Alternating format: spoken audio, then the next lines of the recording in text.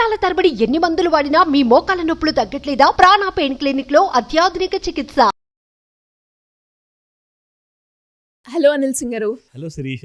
Sir, బేసిక్గా మనం ఇప్పటి వరకు ఎన్నో వీడియోస్లో ఇన్వెస్ట్మెంట్ ప్లాన్ గురించి చెప్పినప్పుడు చాలామందికి కోటీశ్వర్లు ఏ విధంగా అవ్వాలి అని మనం చెప్పాం. 10 కోట్లు, 9 కోట్లు, 8 కోట్లు, ఎంత డబ్బు పెడితే మనకి ఎన్ని కోట్లు వస్తాయి అన్న వీడియోస్ మనం చేస్తూ ఉన్నాం.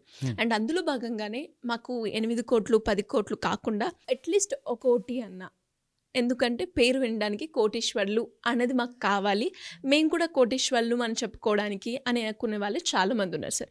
సార్, అట్లీస్ట్ ఒక 1 crore సంపాదించాలి అంటే ఎంత ఇన్వెస్ట్మెంట్ చేయాలి, ఎక్కడ చేయాలి, ఎన్ని సంవత్సరాల పాటు చేయాలి, ఒకసారి దాని గురించి డీటెయిల్డ్గా. Great question. అందరికీ చాలా పనికొచ్చే ప్లానింగ్ ఇది. ఈ వీడియో మీరు చూస్తే మీకు ఒక సొల్యూషన్ అనేది దొరుకుతుంది. సో ఆ సొల్యూషన్ ఏంటి? కోట్లాధికారి అవ్వాలి. దానికోసం కావాల్సిన దారి ఏది, ఆ దారి ఎలా వెళ్తే మీరు ఆ ₹1 కోటి అచీవ్ అవుతారు, ఖచ్చితంగా వెళ్ళగలుగుతారు. అండ్ దానికోసము ఒక స్ట్రిక్ట్గా డిసిప్లిన్ అనేది ఉంటుంది. అదొక్కటి మీరు పాటించాలి. డిసిప్లిన్ పాటిస్తే ఎవరైనా కూడా అయ్యే ఛాన్సెస్ ఉన్నాయా సార్? 100%. ఓకే. ఎందుకంటే గవర్నమెంట్ ఆఫ్ ఇండియా అండ్ సెబీతో కలిసేసేసి ఏదైతే మనకు ఆ ఆపర్చునిటీస్ ఉన్నాయో, అంటే ఇన్వెస్ట్మెంట్ ఆపర్చునిటీస్, అది మీరు ఒక మంచి మ్యూచువల్ ఫండే కొంటారా, ఒక ETF కొంటారా, ఒక మంచి స్టాక్స్ బాగా నెక్స్ట్ 50 yearsలో బాగా అవుట్ పర్ఫార్మ్ చేయబోయే సెక్టర్స్లో ఉన్న మంచి స్టాక్స్ కొంటారా, చాయిస్ ఈజ్ యోర్స్. బట్ మీరు రిటైర్ అయ్యే ముందు కోట్లాధికారి అవ్వాలి. రిటైర్మెంట్ అయిన తర్వాత, లేదంటే రిటైర్మెంట్ అయిన తర్వాత కాకపోతే ఏంటి ప్రాబ్లమ్స్ వస్తాయి? అసలు రిటైర్మెంట్ అన్న పదానికి, ఆ వర్డ్కి మీనింగ్ చాలా ఉంది. నిజంగా చెప్పాలి అంటే ఒక మనిషి బ్రతికే రియల్ లైఫ్ అనేది రిటైర్మెంట్ తర్వాత స్టార్ట్ అవుతుంది. ఎందుకు చెప్పనా? మీరు ఉద్యోగం చేసేంత వరకు, జాబ్ చేసేంత వరకు మీరు ఒకరికి టైం బౌండ్ అయి ఉంటారనమాట. అంటే ఫర్ ఎగ్జాంపుల్, మీరు ఇక్కడ ఫ్యామిలీ కోసం మీరు ఇక్కడ పాటుపడుతుంటారు, కష్టపడుతుంటారు. అక్కడ మీ చైర్మన్ గారు ఆర్ మీ ఓనర్ ఎవరైతే ఉంటారో, ప్రమోటర్, కంపెనీ ఓనరు, వారికి మీరు కట్టుబడి ఉంటారనమాట. ఎందుకంటే మీకు ఒక స్మూత్ ఇన్కమ్ కావాలి, మీరు దానికోసం పని చేయాలి. పని చేస్తేనే మీకు ఒక ఇన్కమ్ అనేది మీకు ప్రతి నెల తూచా తప్పకుండా మీ బ్యాంక్ అకౌంట్లోకి వస్తుంది, అది శాలరీ రూపంలో. సో ఇక్కడ మీకు స్వేచ్ఛ అనేది ఎక్కడుంది, మీకు ఫ్రీడమ్ అనేది ఎక్కడుంది? ఏదో సంవత్సరంలో దొరికితే ఒక 10 సెలవులో, ఒక 20 సెలవులో, ఒక 50 సెలవులు సంవత్సరం మొత్తంలో దొరికినా వెళ్ళాలి అక్కడ తిరగాలి అంటే డబ్బులేవి. డబ్బులు అసలు సరిపోతాయా? సరిపోవు. ఎందుకంటే మీరు 10,000 సంపాదిస్తున్నారా, ₹1,00,000 సంపాదిస్తున్నారా అన్నది ఇంపార్టెంట్ కాదు. మీరు ఎంత సేవ్ చేస్తున్నారు, ఎంత సేవ్ చేసుకోగలుగుతున్నారు అన్నదే ఇంపార్టెంట్ ఇక్కడ. ఎందుకంటే మీరు కోట్లాధికారి అవ్వాలి కదా. మీరు అడిగిన ప్రశ్నలో ఇక్కడ మొట్టమొదటి ఆన్సర్ నేను చెప్పేది ఏంటంటే, ₹1 కోటి కాదండి, మీరు 10 కోట్లు సంపాదించవచ్చు హ్యాపీగా. అది కూడా ఎంత అనుకున్నారు? నెలకి ఎంత సార్? నెలకి ₹3,185 మీరు పెట్టుబడిగా పెడితే వితౌట్ ఫెయిల్ మీరు ఖచ్చితంగా ₹1 కోటి కాదు, 10 కోట్లు మీరు సంపాదిస్తారు. కేవలం 3,185 రూపీస్. Correct, 100% correct. ఎక్కడ సార్? ఎలా? నేను ఇందాక మీకు చెప్పాను, మీరు మ్యూచువల్ ఫండ్స్, ETFs, స్టాక్స్, మంచి సెక్టోరల్ ఇన్వెస్ట్మెంట్స్. సెక్టోరల్ అంటే ఏంటి అంటే చూడండి, ఒక 20 సంవత్సరాల ముందు సాఫ్ట్వేర్ కంపెనీస్ బాగా 20 years బ్యాక్ మీకు చాలామంది చెప్పారు. సో అలాంటి విజన్ ఉన్న కంపెనీస్, అంటే ఇప్పుడు చూసుకుంటే నిజంగా కనీసము మన దగ్గర స్టాక్ మార్కెట్లో ఒక 12 నుంచి 15 సెక్టర్స్ ఉన్నాయండి. అంటే ఆటోమోటివ్ సెక్టర్స్ ఉన్నాయి, మీకు ఇన్ఫర్మేషన్ టెక్నాలజీ ఉంది, బ్యాంకింగ్ సెక్టర్ ఉంది, FMCG ఉంది, అలాగే మీకు ఇలాగే చాలా సెక్టర్స్ ఉన్నాయి. సో ఏ సెక్టర్ నెక్స్ట్ 40 yearsలో మీకు అలాంటి ₹1,00,00,000 తెచ్చిపెడుతుందంటే దాన్ని మనం రీసెర్చ్ చేసి ట్రైన్ చేస్తామన్నమాట. ఆ ట్రైనింగ్లో అన్ని డీటెయిల్స్ ఇస్తాం. అయితే ఇప్పుడు రిటైర్మెంట్ అన్న పదం గురించి నేను ఇంతగా మాట్లాడానంటే దానికి నిజంగా ఎలాంటి మీనింగ్ ఉందో అది కూడా మీరు ఒకసారి చూసి తెలుసుకుందాం. సో అక్కడ మీరు చూస్తే శిరీష, రిటైర్మెంట్ అంటే RETIREMENT, అది ఫుల్ వర్డ్.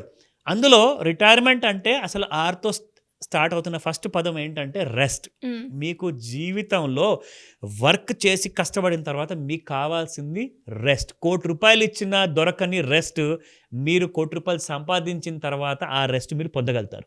రెండోది ఎంజాయ్మెంట్.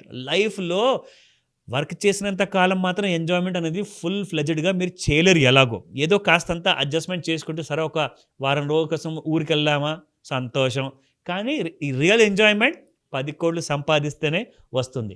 మూడో పదం ట్రాన్సిషన్ పీరియడ్. అంటే మీరు ఒక వర్క్ లైఫ్ నుంచి మీరు ఒక రిటైర్మెంట్ లైఫ్కి మీరు ట్రాన్సిట్ అవుతున్నారు ఇక్కడి నుంచి అక్కడికి. అంటే మీరు ఇప్పుడు రోజు పొద్దున్న లేచి ఆఫీస్కి వెళ్ళాల్సిన అవసరం ఉండదు రిటైర్మెంట్ లైఫ్లో. అయితే రిటైర్మెంట్ అయిన తర్వాత ఆ ట్రాన్సిషన్లో మీకోసము ₹10,00,00,000 వెయిట్ చేస్తూ ఉంటాయి ఒకవేళ మీరు ముందే ప్లానింగ్ చేసుకుంటే. Fourth important alphabet independence. డబ్బులు లేని ఇండిపెండెన్స్ అది కూడా ఒక ఇండిపెండెన్సేనా? నిజంగా నేను చెప్తాను, డబ్బులు ఉంటేనే రియల్ ఇండిపెండెన్స్ వచ్చినట్టు. And another word reflection. మిమ్మల్ని మీరు అద్దంలో చూసుకుంటే ఎలాగైతే రిఫ్లెక్ట్ అవుతారో ఆ రిఫ్లెక్షన్ని మీరు తెలుసుకోవాలి అంటే from your bottom of your heart and from your thought process. ఆ రెండు విధాలుగా మీరు చూసుకుంటే మీ రిఫ్లెక్షన్ పాయింట్ ఎలా ఉండాలి అంటే పాజిటివ్గా కనపడాలి. అంటే మీ బ్యాంక్ బ్యాలెన్స్ కనీసం 10 కోట్లు ఉండాలి. Other word exploration. మీ దగ్గర డబ్బులు ఉంటేనే కదండి మీరు ఎక్స్ప్లోర్ చేయడానికి యూరోప్ వెళ్తారా, అమెరికా వెళ్తారా, ఎక్కడికి వెళ్తారా వెళ్ళండి, కానీ ఎక్స్ప్లోరేషన్ కోసం డబ్బులు అవసరం, అది కూడా కొన్ని కోట్లలో ఉండాలి. అలాగే మెచ్యూరిటీ. 20 ఇయర్స్ తర్వాత అందరూ ఎక్స్పెక్ట్ చేస్తారండి ఈ మనిషి దగ్గర కాసంత మెచ్యూరిటీ ఉంటుందని చెప్పేసి, కానీ మీరు ఇంకా మెచ్యూర్ ఎప్పుడవుతారు? రిటైర్మెంట్ అయిన తర్వాత. ఎందుకంటే ఏజ్ సీనియారిటీ వచ్చేస్తుంది మీకు. నా అనదర్ వర్డ్ ఎంపవర్మెంట్.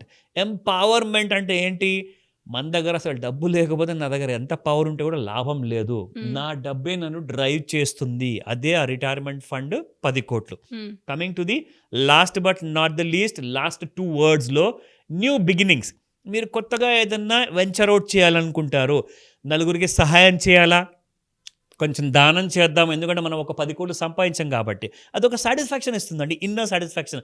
ఆ దేవుడి దగ్గర వెళ్ళిన తర్వాత నేను ఎలాంటి ఆన్సర్ ఇచ్చుకోవాలి, సో ఈ 10 కోట్ల నుంచి కొంచెమన్నా మీరు ఒక లాంటి చారిటీ చేశారనుకోండి, so that's a new beginning for you. ఇప్పటిదాకా ఒక ఉద్యోగి, ఇప్పుడు మీరు ఒక చారిటబుల్ పర్సన్, మీరు ఎవరికైతే దానం ఇచ్చే అలాంటి మీ దగ్గర ఆ పవర్ వచ్చింది కాబట్టి because of 10 crores. Now last but not the least time freedom. పొద్దున్నే లేచేసి 8 గంటల వరకు ఆఫీస్కి వెళ్ళడం అవసరం లేదు, ఎందుకంటే మీ దగ్గర డబ్బు ఉంది ప్లస్ టైం ఫ్రీడమ్ కూడా ఉంది. సో ఈ రెండింటినీ కూడా మీరు హ్యాపీగా ఎంజాయ్ చేయగలుగుతారు. నేను చెప్పినట్టుగా ఇప్పుడు ఎలాగైతే మీరు పెట్టుబడి పెట్టాలో కరెక్ట్గా ఆ క్యాల్కులేషన్ మీకు చేసి చూపిస్తాను. అంటే రైట్గా ఇన్వెస్ట్మెంట్ ఒక మంచి పర్టికులర్ ఒక ఏజ్ నుంచి మనం కనుక ప్లాన్ చేసుకుంటే ఈ రిటైర్మెంట్లో మీరు చెప్పిన ప్రతి వర్డ్కి మనం ఎక్స్పీరియన్స్ అయ్యే ఛాన్సెస్ ఉన్నాయంట. అబ్సల్యూట్లీ, దానికి అర్థం కూడా ఉంటుంది. ఎస్, ఓకేనా. నా ఫర్ ఎగ్జాంపుల్ ఒక 20 ఏళ్ళ యంగ్స్టర్స్ ఉన్నారు, అంటే అది ఆడ మగ ఎవరైనా ఉండొచ్చు, maybe a male or a female. మీకు 20th ఏజ్లో ఫర్ ఎగ్జాంపుల్ మీరు ఒక చిన్న ఉద్యోగం స్టార్ట్ చేశారు అనుకుందాం, అది పార్ట్ టైమే అనుకుందాం అండి, మీ ఫ్యామిలీకి మీరు సపోర్ట్ చేద్దామని చెప్పేసి మీరు ఉద్దేశంతో స్టార్ట్ చేశారు. సో మీకు ఎంత అవసరం పడుతుంది ఒక నెక్స్ట్ 40 yearsలో, అంటే 60th year ఏజ్లో మీరు రిటైర్ అవుతారు కాబట్టి నెక్స్ట్ 40 ఏళ్లలో జస్ట్ ₹3,185 మీరు పెట్టుబడిగా పెడితే ₹1,00,00,000 కాదండి 10 కోట్లు వస్తాయి మీకు. సరే ఒకసారి చూద్దాం. Exactly, let's start. ఇక్కడ మీరు చూడండి, ఇలాంటి క్యాల్కులేషన్స్ మీకు కంప్లీట్గా పవర్ ఆఫ్ కంపౌండింగ్తోనే వస్తాయి. సో ఇక్కడ మీరు చూసుకుంటే ఈ క్యాల్కులేటర్లో సిప్ క్యాల్కులేటర్ అంటారు దీన్ని, సిస్టమాటిక్ ఇన్వెస్ట్మెంట్ ప్లాన్. ప్రతి నెల తూచా తప్పకుండా, ఒకవేళ మీకు ఒక పూటకి ఒక నెలకి మీకు ఆ డబ్బులు సరిపోతలేవు అంటే కూడా మీరు పస్తులు ఉండండి, కానీ పెట్టుబడి మాత్రం ఖచ్చితంగా చేయండి. గ్యారంటీగా మీకు అలాంటి ఫ్యూచర్ ఉంటుంది. సో ₹3,185 మీరు పెట్టుబడి, సంవత్సరానికి మీకు మినిమం చెప్తున్నాను 12% నుంచి 15% వరకు ఖచ్చితంగా మీకు రిటర్న్స్ వస్తాయి. అండ్ ఇక్కడ మీకు 40 సంవత్సరాల వరకు పెడుతున్నారు. అండ్ మీరు చూడండి, ఇక్కడ మీరు టోటల్గా పెట్టిన పెట్టుబడి ₹15,28,800 మీరు పెట్టారు పెట్టుబడి. మీకు వచ్చే రాబడి ₹10 కోట్ల, ₹20,000 దాని మీద. సో 10 crores అనుకోండి రౌండ్ ఫిగర్. సరే 9 crores వచ్చినా కానీ లాస్ ఏమైనా ఉందా?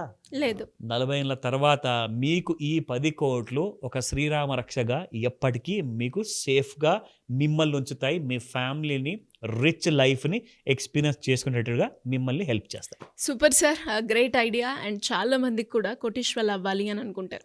సో దానికి సరైన మార్గం గురించి వెతుకుతూ ఉంటారు, చాలా మందిని ఎక్స్పర్ట్స్ని కలుస్తూ ఉంటారు, దాని గురించి రీసెర్చ్ చేస్తూ ఉంటారు. అలా ఎవరైనా కూడా మీ గైడెన్స్ కావాలి అనుకున్నా, అప్పుల నుంచి బయటపడాలి అనుకున్నా, గోల్డ్ ట్రేడర్స్ కూడా మనం చూస్తూ ఉంటాం, అలాంటి వాళ్ళు కూడా మీకు గైడెన్స్ కావాలి అనుకుంటే ఎలా అప్రోచ్ అయ్యే ఛాన్స్ ఉందంటారు? తప్పకుండా శిరీష, నేను చెప్పినట్టుగా మీకు సగం దారి క్లారిటీతో ఇక్కడ ఎక్స్ప్లెయిన్ చేశాను. ఇక మిగిలింది సగం దారి.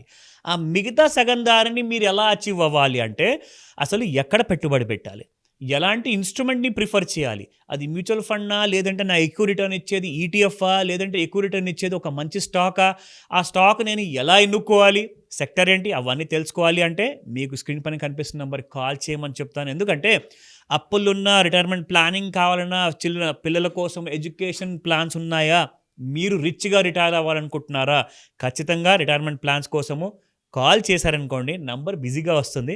బట్ ఒకవేళ రెస్పాన్స్ దొరకకపోయినా కానీ మీరు వాట్సాప్ మెసేజ్ పెట్టండి, ఇమ్మీడియట్గా నాతో కలిసి మీ విషయాలన్నీ డిస్కస్ చేయండి. నేను మీకు అలాంటి సొల్యూషన్ ప్రొవైడ్ చేస్తాను. Thank you sir, thank you so much. Welcome Sirisha.